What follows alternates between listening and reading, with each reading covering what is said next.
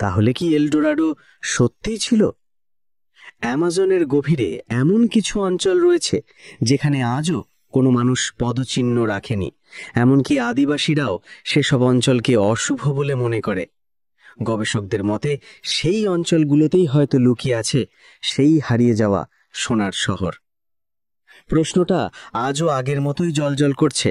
আমরা কি সত্যি খুঁজছি এক নগরীকে, নাকি খুঁজছি এক আদর্শ, এক স্বপ্ন, এক মানব জাতির চরম আকাঙ্ক্ষাকে? এলডোরাডো কি শুধুই সোনার, নাকি এটা সেই আশার নাম যা মানুষকে তার সীমা ছাড়িয়ে এগিয়ে যেতে বাধ্য করে? অনেক গবেষক বিশ্বাস করেন এলডোরাডো কোনো একটি নির্দিষ্ট শহর নয়, বরং একাধিক প্রাচীন সভ্যতার সম্মিলিত ছায়া, যার প্রতিটি সময়ের স্রোতে হারিয়ে গেছে। হয়তো এই শহরগুলি ছিল একে অপরের সঙ্গে সংযুক্ত একটি গোপন ভূগর্ভস্থ রাস্তার মাধ্যমে, যা আজও আবিষ্কৃত হয়নি।